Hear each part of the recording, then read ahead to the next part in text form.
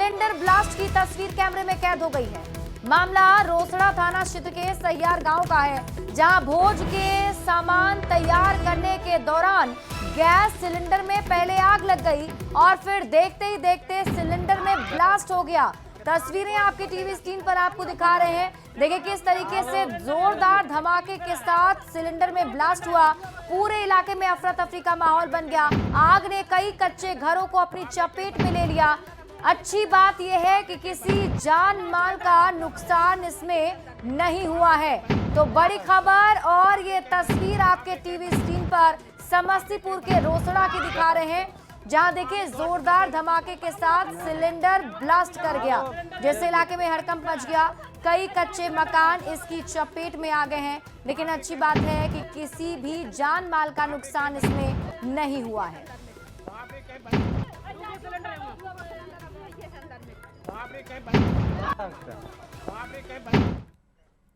Bhojpuri singer और power star कहे जाने वाले पवन सिंह के घर चोरी हुई है। आरा के मझवा में चोरों ने पवन सिंह के घर से 15 लाख के सामान की चोरी कर ली। चोर अपने साथ राइफल की 30 गोली भी चुरा ले गए। आरा जिला घर बा तक कावना बात के डर बा। पावर स्टार कहे जाने वाले भोजपुरी फिल्म अभिनेता पवन सिंह ये डायलॉग अक्सर बोलते हैं, लेकिन इस कहावत को चरितार्थ किया है आरा के चोरों ने। आरा के चोरों को पुलिस का डर नहीं रहा, तभी तो पावर स्टार पवन सिंह के घर में ही चोरी कर डाली। ग्रिल तोड़ के अंदर घुसा हुआ है और अलमारी तोड़ के गहना और इसमें था राइफल का 30 गोली, सारा सामान चोरी हो गया है। सारा सामान छीट देखिए, सारा सामान लोग अलमारी से बक्सा से सब निकाल कर छीट। चोरी की ये वारदात आरा के मझौवा इलाके के न्यू मारुति नगर में हुई। चोर खिड़की काटकर घर के अंदर घुसे, करीब 15 लाख के गहने, कैश और सामान के साथ राइफल की 30 गोली भी चुरा ले गए। वारदात के समय पवन सिंह के बड़े भाई की सास और ससुर घर के दूसरे कमरे में सोए हुए थे, लेकिन उनको कानों कान खबर नहीं हुई। 30 गो राइफल का गोली काढ़ लिया है बंदूक में से। बंदूक वहीं था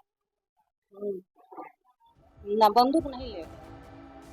चोरी के बाद फॉरेंसिक टीम के साथ पुलिस जांच में जुट गई। आसपास के सीसीटीवी कैमरों के फुटेज खंगाले जा रहे, लेकिन वारदात के बाद न्यू मारुति नगर के लोग डरे हुए हैं। लोगों का कहना है कि जब एक सेलिब्रिटी के घर पर इस तरह की वारदात हो सकती है, तो आम आदमी कितना सुरक्षित होगा। न्यूज़ 18 के लिए आरा से चंदन कुमार की रिपोर्ट। और इसी बीच आपको पटना से बड़ी खबर बताते हैं, जहां देह व्यापार के धंधेबाजों पर पुलिस का एक्शन देखने को मिला है। कई निजी होटल में ताबड़तोड़ छापेमारी हुई है। मीठापुर पुरानी बस स्टैंड गेट नंबर 2 के पास भी छापेमारी की गई। होटल्स को खंगालने में पुलिस की टीम जुटी हुई है। जक्कनपुर थाना क्षेत्र में छापेमारी जारी है। तो बड़ी खबर आपको पटना से बता रहे हैं, जहां देह व्यापार के धंधेबाजों पर पुलिस का एक्शन देखने को मिल रहा है। कई निजी होटल में ताबड़तोड़ छापेमारी जारी है। मुजफ्फरपुर में 2 लूट की वारदात हुई। महज 2 घंटे में 2 बैंकों के सीएसपी केंद्र से लाखों की लूट हुई है और अपराधियों के तांडव से पूरे इलाके के लोग सहमे हुए हैं। पुलिस लुटेरों की गिरफ्तारी के लिए छापेमारी कर रही है। मामला जिले के सरैया अनुमंडल क्षेत्र का है। पहली घटना पारू थाना क्षेत्र के मलाही का है, जहां बदमाशों ने एक पीएनबी के सीएसपी को निशाना बनाया और हथियार के बल पर करीब 1.5 लाख रुपए लूट लिए। वहीं दूसरी घटना जैतपुर थाना क्षेत्र की है, जहां बदमाशों ने एक एसबीआई के सीएसपी से लूट की घटना को अंजाम दिया है। फिलहाल पुलिस मामले की जांच कर रही है। यही पारू और जैतपुर एडजॉइनिंग है और आज दोपहर में 2 घटनाएं प्रतिवेदित हुई हैं। दोनों घटनाएं सीएसपी लूट से संबंधित हैं। घटना की जानकारी मिलने पे पुलिस टीम वहां पहुंची है। एसडीपीओ भी वहां पर जांच कर रहे हैं। कुछ क्लूज मिले हैं। अपराध कर्मियों को चिन्हित कर शीघ्र हम लोग कार्रवाई करेंगे और उनकी गिरफ्तारी भी करेंगे। और मधुबनी से आपको बड़ी खबर बताते हैं, जहां पुलिस हिरासत से बदमाश फरार हो गया। पुलिस महकमे में हड़कंप मच गया है। दरअसल पूछताछ के लिए थाने में रखा गया था। फरार युवक की तलाश जारी है। नगर थाना क्षेत्र की घटना बताई जा रही है। मधुबनी से आपको इस वक्त की बड़ी खबर बता रहे हैं, जहां पुलिस हिरासत से एक बदमाश फरार हो गया है। जानकारी के मुताबिक पूछताछ के लिए थाने में युवक को रखा गया था, जहां से वो फरार हो गया। मोतिहारी से आपको बड़ी खबर बता रहे हैं, जहां पिपरा कोठी में कब्र से शव निकाला गया है। कविता के रूप में शव की शिनाख्त हुई है और जमीन को खोदकर दफनाया गया था शव। पिता के आवेदन पर एक्शन में पुलिस की टीम, जेसीबी से गड्ढा खोदकर दफनाया गया था शव को। फरार ससुर और पति अभी हिरासत में लिया गया है। तो बड़ी खबर आपको मोतिहारी से बता रहे हैं, जहां कविता के रूप में शव की शिनाख्त की गई है, उसके शव को बाहर निकाला गया है। खबर पटना से है, जहां मसौढ़ी अनुमंडल के पिपरा थाना क्षेत्र में एक दिल दहला देने वाली घटना सामने आई। 6 लेन रोड के किनारे झाड़ियों में महिला का अधजला शव मिला है, जिसके बाद मौके पर पहुंची पुलिस मामले की जांच में जुट गई। बुरी तरह जले शव की पहचान नहीं हो पाई है। आशंका जताई जा रही है कि हत्या कर शव की पहचान छिपाने की मकसद से उसे जला दिया गया और फिर सुनसान स्थान पर फेंक दिया गया। पुलिस ने फॉरेंसिक टीम को जानकारी दी, जिसके बाद हत्या कब और कैसे की गई इसकी जानकारी जुटाई जा रही है। पुलिस ने लोगों से किसी भी लापता महिला की जानकारी भी पुलिस को देने की अपील की है। शव को आधा जला दिया गया है। ऐसा प्रतीत होता है कि महिला को कहीं से ले आकर यहाँ पर मार दिया गया है और हम लोग एफएसएल टीम को सूचित किए हैं और डॉग स्क्वाड को भी सूचित किया गया है। टीम आ रही है, इसमें अनुसंधान किया जा रहा है और पोस्टमार्टम में भेजने की कार्रवाई की जा रही है।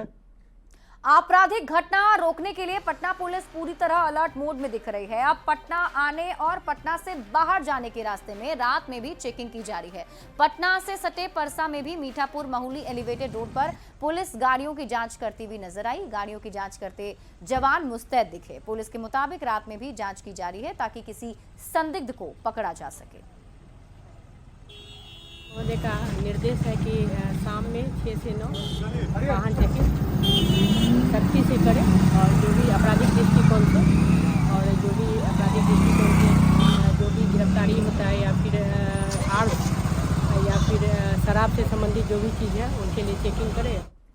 खबर आपको समस्तीपुर से बताते हैं, जहां दोपहर हुई बारिश के बाद ठनका गिरने से अलग अलग जगह पर 2 लोग की मौत की खबर है।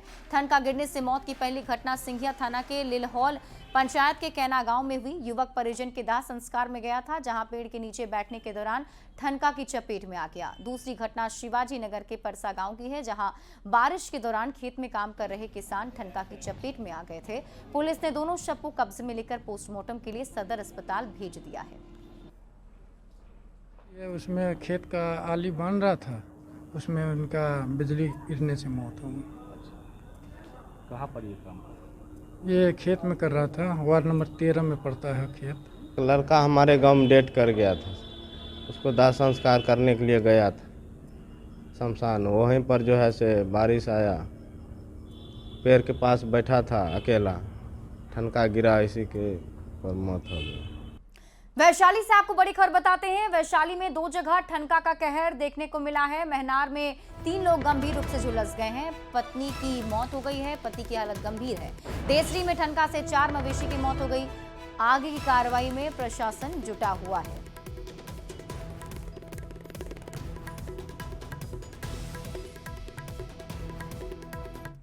गोपालगंज में एक युवक की सांप के काटने से मौत हो गई। युवक को इलाज के लिए सरकारी अस्पताल में भर्ती कराया गया था, जहां इलाज के दौरान जरूरी इंजेक्शन ना मिलने की वजह से युवक को सदर अस्पताल रेफर किया गया। सदर अस्पताल पहुंचने तक युवक की मौत हो चुकी थी, जिससे मृतक के परिजनों में गुस्सा है। परिजनों ने सरकारी अस्पताल पर सही इलाज न मिलने का आरोप लगाया है। लगाए, बोले कि ये सब कट्टी का हमारे पास मतलब इंजेक्शन है नहीं, जाइए गोपालगंज, वहाँ पे इनका इलाज होगा। यहाँ पे लेके आए तो डॉक्टर साहब चेक किए, बोले कि इनका देहांत हो चुका है। और जिला मुख्यालय में आने में दूरी काफ़ी होता है, जिसकी वजह से लोगों की मृत्यु हो जा रही है। यही स्वास्थ्य विभाग के मतलब लचर व्यवस्था का देन है कि आज मुन्ना यादव जो है बनकटा के हैं, कुछ कटिया थाना इनका घर है। इनको पहले पंचदेवरी PHC में ये लोग ले गए, परिजन लोग इलाज कराने के लिए। इनको सांप काटा हुआ था, वहाँ ये लोग केवल टेटवेट वगैरह का सुई लगा दिए, बोले गोपालगंज जाइए, सब कट्टी का सुई मेरे पास नहीं है। और वहां से दूरी 50 किलोमीटर है गोपालगंज का। यहाँ आते आते इनकी मृत्यु। पटना में पूर्वी प्रक्षेत्र के राज्यों और केंद्र शासित प्रदेशों के ऊर्जा मंत्रियों का 5वां सम्मेलन हुआ था, जिसके बाद केंद्रीय ऊर्जा मंत्री मनोहर लाल खट्टर का एक बयान सामने आया। उन्होंने कहा कि thermal power, solar power, wind power storage के प्रोजेक्ट पर काम चल रहे हैं। बैठक में सभी राज्यों से कम 1 यूनिट न्यूक्लियर पावर के लिए प्लानिंग बनाई गई और 2035 तक के लिए पावर सेक्टर के लिए भी योजनाएं बनाई गई हैं। बैठक में सभी राज्यों में पर्याप्त बिजली देने पर बल दिया गया। इस सम्मेलन में बिहार ने भी न्यूक्लियर पावर के साथ बिजली स्टोरेज के लिए 1000 मेगावाट की मांग की। बिहार सरकार ने अतिरिक्त बिजली आपूर्ति की मांग की, जिसे मंजूर कर दिया गया है। डिस्कॉम्स में बहुत से रिफॉर्म्स ये भी किए हैं। डिस्कॉम्स अपने आप में यानी अपने पैरों पर खड़ा हो, फाइनेंशियल वायबिलिटी उसकी बने, हमारी जो AT&C लॉसेज वो कम कैसे हो, हर प्रदेश के अलग अलग से ये सारे काम किए जा रहे हैं। मैं विशेष तौर पर बिहार प्रदेश को इसमें बधाई देता हूं कि उन्होंने अपने आप में बहुत चीज़ों में तेजी से सुधार किया है, चाहे AT&C लॉसेज का हो, चाहे स्मार्ट मीटर का विषय। 80 लाख स्मार्ट मीटर्स इन्होंने यहाँ बिहार में लगाए हैं, अपने आप में एक रिकॉर्ड है। और भी जो बिहार बहुत पीछे पावर के मामले में माना जाता था, पिछले वर्षों के अंदर बहुत अच्छा काम करके बिहार जो है काफी आगे बढ़ा है। उपराष्ट्रपति जगदीप धनखड़ मुजफ्फरपुर के LN. Mishra college of business management में आयोजित कार्यक्रम में शामिल हुए और इस दौरान उन्होंने बिहार की जमकर सराहना की है। नीतीश कुमार की तारीफ की। वहीं पूर्व मुख्यमंत्री कर्पूरी ठाकुर को भी उन्होंने याद किया। जगन्नाथ मिश्रा को लेकर कहा कि उनका बड़ा आशीर्वाद मिला। इस दौरान उपराष्ट्रपति ने पीएम मोदी के कामों की भी तारीफ की। लोकसभा का सदस्य बना उसी वर्ष डॉक्टर जगन्नाथ मिश्र तीसरी बार इस राज्य के मुख्यमंत्री बने।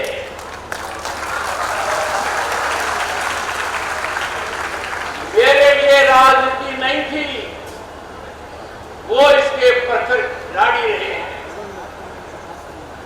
और उन्होंने मेरा रिश्ता जिनसे बनाया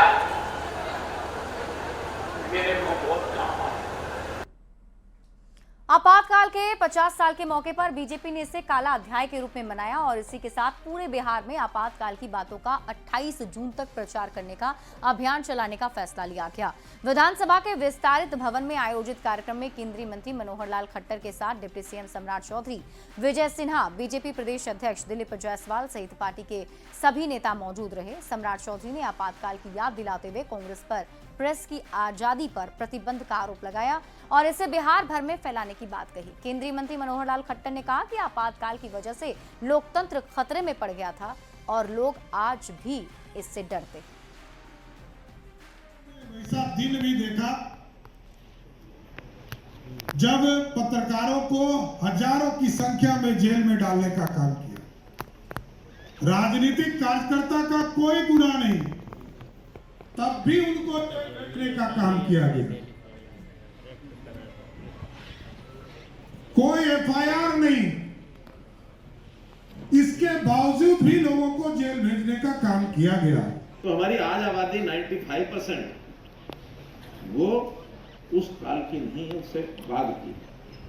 तो उस बाद की 75 के बाद की जो हमारी संख्या है या जिनकी समझ उसके बाद बढ़ी है, बारे में बताना होगा कि संविधान की हत्या किसने की। नीतीश कैबिनेट ने 46 एजेंडे पर अपनी स्वीकृति दी है और इनमें ज्यादातर जन कल्याणकारी योजनाएं हैं। सरकार ने त्रिस्तरीय पंचायत प्रतिनिधियों के मानदेय के अलावा जीविका से जुड़े कर्मियों के मानदेय में बढ़ोतरी कर दी है। अब सरकारी मेडिकल कॉलेज में 1 जुलाई से 20 रुपए में भोजन की थाली मिलेगी। जातीय गणना में चिन्हित 94 लाख परिवारों को जल्द ही 2 लाख रुपए की राशि देने के लिए कमेटी भी सरकार ने गठित करने का फैसला कर लिया है। और अधिक जानकारी दे रहे हैं न्यूज 18 संवाददाता संजय कुमार। उन एजेंडों को आज सरकार ने अपनी स्वीकृति दी है। ठीक हमारे पीछे मंत्रिमंडल सचिवालय कक्ष है, जहां पर इन महत्वपूर्ण एजेंडों पर सरकार ने अपनी सहमति जताई है। जो सर्वाधिक महत्वपूर्ण फैसला है उसमें एक है, गरीब परिवारों की बेटियों के विवाह कार्यक्रम में सुविधा के लिए सभी पंचायतों में अब सरकार ने विवाह भवन का निर्माण करने का फैसला लिया है और इसके लिए 40 अरब 26 करोड़ 50 लाख रुपए की स्वीकृति दी गई है। इतनी भारी भरकम राशि जन कल्याणकारी योजना के लिए जाहिर सी बात है एक महत्वपूर्ण कदम सरकार ने उठाया है। अलावा सरकार ने पंचायती राज संस्थाओं और ग्राम कचहरियों के प्रतिनिधियों के साथ संवाद किया था और एक महत्वपूर्ण फैसला लिया है। अब उनके मानदेय में बढ़ोतरी कर दी गई है, 1.5 गुना बढ़ोतरी की गई है। पंचायती राज प्रतिनिधियों के सदस्यों की आकस्मिक मृत्यु या सामान्य मृत्यु उनके कार्य के दौरान होने पर 5 लाख रुपए की राशि भी दी जाएगी। जो जातिगत गणना के अंतर्गत 94 लाख परिवार थे जिनको 2 लाख रुपया मदद देने का फैसला जो आर्थिक रूप से कमजोर है सरकार ने लिया है, उनको जल्द से जल्द कैसे भुगतान किया जाए उसके लिए एक कमेटी का गठन किया गया है। अपर मुख्य सचिव स्तर के अधिकारी इस कमेटी में शामिल होंगे। और एक महत्वपूर्ण फैसला स्वास्थ्य विभाग का है कि राज्य के सभी मेडिकल कॉलेज हॉस्पिटल में जो मरीज पहुंचेंगे ओपीडी में इलाज कराने, उन्हें और उनके परिजनों को 20 रुपए में भोजन की थाली दी जाएगी। तो निश्चित तौर पर एक बड़ा स्टेप सरकार ने आज लिया है। जाहिर सी बात है एक महत्वपूर्ण फैसला नीतीश सरकार का, और ये जो कल्याणकारी योजनाएं हैं इसका सीधा लाभ राज्य की आम जनता को मिलेगा। कैमरा पर्सन अजय दुबे के साथ संजय कुमार, न्यूज 18 पटना। देश के वरिष्ठ संत स्वामी अभिषेक ब्रह्मचारी मुजफ्फरपुर पहुंचे। यहां 15 से 18 जुलाई तक श्री विद्या त्रिकोटि कुमकुमार्चन महायज्ञ होगा। मुजफ्फरपुर पहुंचने पर स्वामी अभिषेक ब्रह्मचारी का भव्य स्वागत किया गया और इस मौके पर स्वामी ने कहा कि सनातन धर्म के साथ पूरी दुनिया खड़ी है। स्वामी अभिषेक ब्रह्मचारी के साथ युवा चेतना प्रमुख रोहित कुमार सिंह भी मौजूद रहे।